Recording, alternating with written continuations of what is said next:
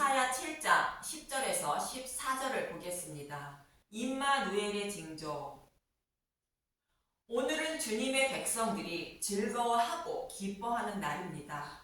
감옥에서 살아가고 있는 저와 여러분을 구원하시기 위하여 하나님이 보내주신 예수님이 이 땅에 육신의 몸을 입고 오셔서 함께 하신 날입니다. 저와 여러분이 예수님이 이 땅에 오신 것을 기뻐하는 것은 내 육신의 만족과 내가 원하는 모든 것을 만족시켜 주시기 위하여 오신 것이 아니요, 저와 여러분이 사단의 노예로 살아가고 있어 하나님의 심판의 날에 사단과 함께 지옥불에 들어가 영원한 고통을 받아야 하는데, 그 노예에서 구원하여 영원한 생명을 주시기 위하여 오셨기 때문에 기뻐하는 것입니다.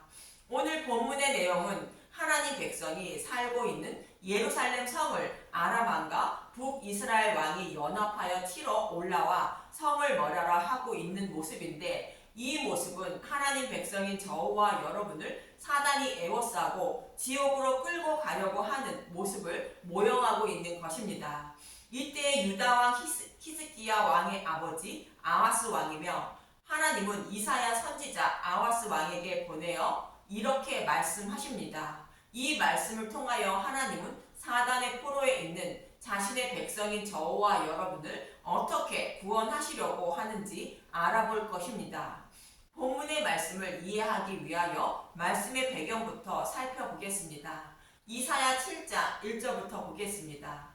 이사야 7장 1절. 아하스 왕에게 삼가며 조용하라 하시다 우시아의 손자여 요담의 아들인 유다의 아하스 왕 때에 아람의 르신 왕과 르말리아의 아들 이스라엘의 베가 왕이 올라와서 예루살렘을 쳤으나 능히 이기지 못하니라. 아람 왕과 북이스라엘 왕이 연합하여 예루살렘을 쳤으나 능히 이기지 못했다는 것입니다. 하나님이 예루살렘 성을 그들에게 넘겨주지 않았다는 뜻인 것입니다. 이사야 7장 2절. 어떤 사람이 다윗의 집에 알려 이르되 아람이 에브라임과 동맹하였다가 하였으므로 왕의 마음과 그의 백성의 마음이 숲이 바람에 흔들림 같이 흔들렸더라.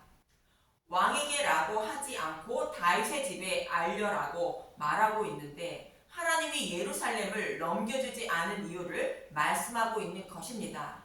하나님은 사무엘하 7장에서 다윗에게 언약을 하셨는데 16절을 보겠습니다. 사무엘하 7장 16절. 내 집과 내 나라가 내 앞에서 영원히 보존되고 내 왕위가 영원히 견고하리라 하셨다 하라. 여기서 내 집과 내 나라와 내 왕위가 영원히 견고하게 해주신다는 약속을 하신 것입니다. 이 말씀 때문에 다윗의 나라인 예루살렘을 적에게 내어주지 않고 있는 것입니다. 물론 다윗 언약에 대한 모형인 것입니다. 이 말씀은 다윗의 후손으로 메시아를 보내주셔서 그 메시아가 왕이 되고 그가 다스리는 나라는 영원히 견고할 것임을 모형으로 보여주고 있는 것입니다. 이 약속의 말씀을 지키시기 위하여 하나님은 연합군에게 예루살렘 성을 넘겨주지 않은 것입니다. 그런데 이 약속의 말씀을 믿지 못하고 있던 아하스 왕과 백성들은 연합군이 쳐들어왔다는 말을 듣고 두려워 떨었다는 것입니다. 그러나 이사야 선지자는 그들을 두려워하지 말라고 하나님의 말씀을 전하게 됩니다. 이사야 7장 4절. 그에게 이르기를 너는 삼가며 조용하라. 르신과 아람과 르말리아의 아들이 심히 노할지라도 이들은 연기나는 두 부짓갱이 그루터기에 불과하니 두려워하지 말며 낙심하지 말라. 여기서 부짓갱이는 아궁이에 불을 지필 때 불이 잘 타도록 하기 위하여 만든 나무로 된 도구인데, 오래 쓰면 그것도 불에 타서 없어지게 됩니다. 이러한 부짓갱이처럼 이들은 곧 하나님의 심판을 받아 없어질 나라라는 뜻으로 두려워하지 말고 낙심하지 말라 말씀하시는 것입니다. 그러면서 이들은 65년 내에 패망한다고 말하고 있습니다. 이사야 7장 8절. 대저 아람의 머리는 다메섹이요 다메섹의 머리는 르신이며 65년 내에 에브라임이 패망하여 다시는 나라를 이루지 못할 것이며. 이 말씀대로 아람도 아수르에 의해 멸망하고 북이스라엘은 아수르에 의해 BC 722년에 멸망하게 됩니다. 이런 문맥으로 본문의 말씀으로 이어지게 되는데 본문 10절에서 11절을 보겠습니다. 이사야 7장 10절 임마누엘의 징조 여호와께서 또 아하스에게 말씀하여 이르시되 너는 내 하나님 여호와께 한 징조를 구하되 깊은 데서든지 높은 데서든지 구하라 하시니 여기서 한 징조는 본문 13절에 다윗의 집이여라고 말씀하신 것처럼 다윗에게 약속하신 메시아를 소망하며 그 약속의 말씀을 믿고 의지하라는 뜻입니다. 하나님이 메시아를 보내주셔서 적들을 물리쳐 주시고 구원을 주신다는 뜻입니다. 그러나 아하스 왕은 눈으로 보이지 않는 약속의 말씀을 의지하지 않고 눈으로 보이는 신생국인 아수르 왕을 의지하기 위하여 뇌물을 주어 자신들을 구원하여 주시기를 청하게 됩니다. 열왕기하 16장 7절에서 8절을 보겠습니다. 열왕기하 16장 7절 아하스가 아수르 왕 디글랏 빌레셀에게 사자를 보내 이르되 나는 왕의 신복이요 왕의 아들이라 이제 아람 왕과 이스라엘 왕이 나를 친히 청하건대 올라와 그 손에서 나를 구원하소서 하고 아하스가 여호와의 성전과 왕궁 곳간에 있는 은금을 내어다가 아수르 왕에게 예물로 보냈더니 이렇게 아하스 왕은 자신을 구원할 메시아를 예수를 배척하고 아수르 왕을 의지하여 본문 12절에 아하스 왕은 이사야 7장 12절 아하스가 이르되 나는 구하지 아니하겠나이다 나는 여호와를 시험하지 아니하겠나이다 한지라. 당장 급한데 눈으로 보이지 않는 약속의 말씀을 의지하지 않겠다는 것입니다. 이 모습처럼 예수님을 믿는 사람들도 다윗에게 약속하신 대로 오셔서 나의 죄를 대속하여 주시고 구원해 주신 십자가 은혜를 배척하고 하나님께 잘 보여 구원을 받으려고 힘쓰고 애써서 자신의 의를 쌓아 구원을 받으려고 하고 있다는 것입니다.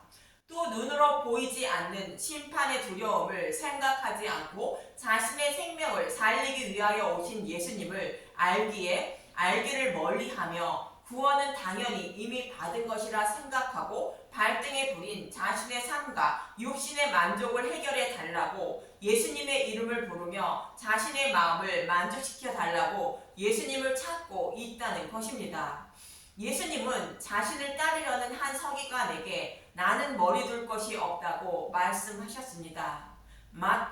마태복음 8장 20절 예수께서 이르시되 여우도 굴이 있고 공중의 새도 거처가 있으되 인자는 머리 둘 것이 없다 하시더라.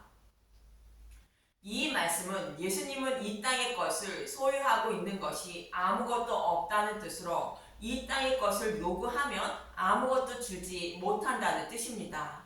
이러한 모습들이 아하스 왕이 징조를 구하지 않은 모습과 같은 것입니다. 아하스 왕의 말을 들은 이사야 선지자는 본문 13절에 이렇게 말합니다. 이사야 7장 13절 이사야가 이르되 다윗의 집이여 원하건대 들을지어다 너희가 사람을 괴롭게 하고서 그것을 작은 일로 여겨 또 나의 하나님을 괴롭히려 하느냐. 다윗의 집이여라고 말하는데 다윗의 후손으로 오실 메시아가 다스리는 나라가 영원하게 될 것이라고 약속하셨는데 그 약속의 말씀을 버린 자들이여 들을지어다라고 말하는 것입니다.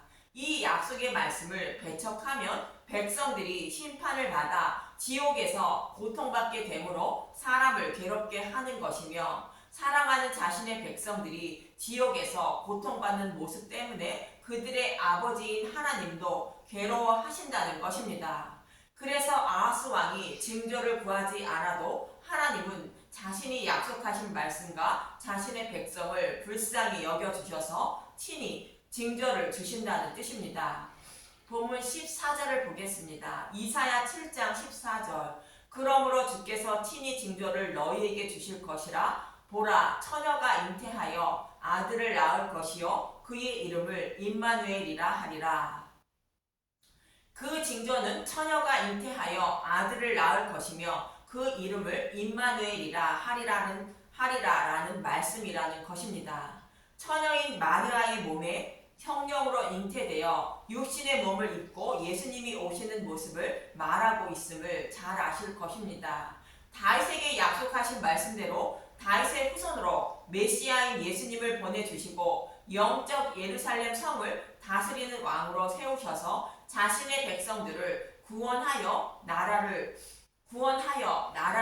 하나님 나라를 세우시고 그 나라가 영원히 보존되게 하신다는 것입니다.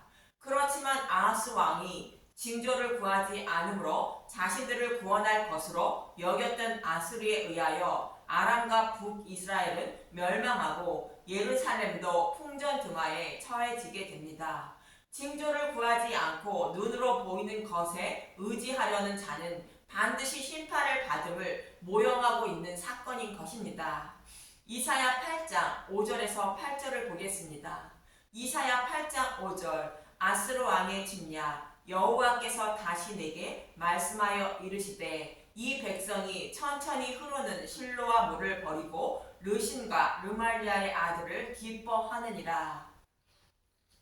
여기서 천천히 흐르는 실로아 물은 히스기야 왕이 북이스라엘이 아수르에 의하여 멸망하는 모습을 보고 성 밖에 있던 기온 샘물을 성 안으로 끌어들여 아수르가 예루살렘 성을 포위하였을 때 생명수 역할을 한 실로아 못을 실로아 물이라 말하고 있는 것입니다. 이 수로는 기울기가 거의 없어 물이 흐르고 있다는 것을 느끼지 못할 정도이므로 백성이 마실 물로 부족할 것으로 여겼다는 뜻입니다. 그런데 백성들이 모두 마시고도 남을 만큼 풍족하여 백성의 생명을 살리는 생명수가 되었던 것입니다. 이 모습처럼 다윗에게 하신 언약의 말씀이 이루어지지 않을 것으로 생각하여 아하스 왕이 아수르 왕을 의지하였지만 다윗에게 약속하신 언약의 말씀은 백성의 생명을 모두 살리고도 남는다는 것입니다. 그런데 아하스 왕의 백성들은 다윗에게 하신 언약의 말씀인 메시아 언약을 버렸다고 책망하고 있는 것입니다. 그래서 아하스 왕이 징조를 구하지 않고 아수르 왕을 의지하였는데 그 아수르 왕이 너희를 구원하는지 지켜보라는 것입니다. 이사야 8장 7절 그러므로 주 내가 흉용하고 창일한 큰 하수 곧 아수르 왕과 그의 모든 위력으로 그들을 뒤엎을 것이라. 그 모든 골짜기에 차고 모든 언덕에 넘쳐 흘러 유다에 들어와서 가득하여 목에까지 맺히리라. 임마누엘이여 그가 펴는 날개가 내 땅에 가득하리라 하셨느니라. 실제로 이 말씀처럼 큰 하수인 아수르 왕에 의하여 아람과 북이스라엘이 멸망하고 히스기야 왕 때 예루살렘 성이 포위되게 됩니다.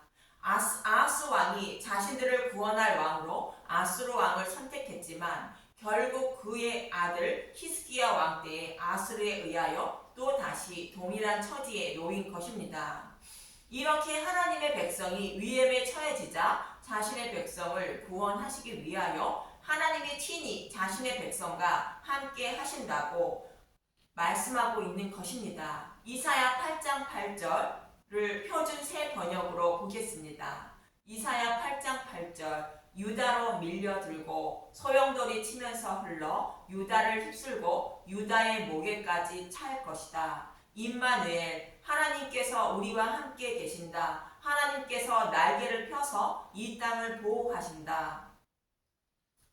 다윗에게 약속하신 메시아 언약을 버린 백성들이지만 택하신 자신의 백성을 불쌍히 여겨주셔서 친히 그들에게 임하셔서 하나님의 날개 아래에 그들을 보호하신다는 것입니다. 이 일을 하시기 위하여 임마누엘 즉 예수님을 이 땅에 보내셔서 자신의 백성들을 보호해 주신다는 것입니다.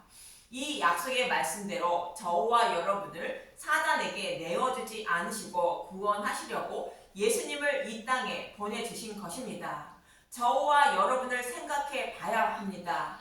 아하스 왕이 다윗에게 약속하신 메시아 언약을 배척하고 육적인 눈으로 보이는 것으로 자신의 생명을 보호하려다가 결국 망하게 되었지만 하나님은 택하신 자신의 백성을 불쌍히 여겨주셔서 임마누엘 하여 구원해 주시는 것처럼 저와 여러분도 영적인 눈을 뜨지 못해 예수님을 믿지 못하고 육적인 눈으로 보이는 것으로 자신의 생명을 살리려다가 결국 지옥에 끌려가고 마는 처지였는데 하나님이 택하신 저와 여러분을 불쌍히 여겨주셔서 구원하여 주시려고 약속대로 예수님을 보내주신 것입니다. 그래서 저와 여러분이 하나님 날개 아래에서 보호를 받아 구원을 받을 수 있는 것입니다. 이 사실을 알게 된 저와 여러분은 어찌 기뻐하지 않을 수 있겠습니까? 2000년 전 오늘은 사단에 매여 종로를 타며 지옥으로 향하고 있는 저와 여러분을 놓아주시기 위하여 구원자이신 예수님을 이 땅에 보내주신 것입니다. 히브리서 2장 15절 또 죽기를 무서워함으로 한평생 매여 종로를 타는 모든 자들을 놓아주려 하심이니 이사야 42장 7절 내가 눈먼 자들의 눈을 밝히며 갇힌 자를 감옥에서 이끌어내며 흑암에 앉은 자를 감방에서 나오게 하리라. 이 기쁜 소식을 듣고 예수님만 의지하여 이 방송을 듣는 모든 분들이 구원 받으시길 바라며 온 교회가 기쁨의 찬양을 부르는 날이 되시길 간절히 소망하며 기도드립니다. 감사합니다.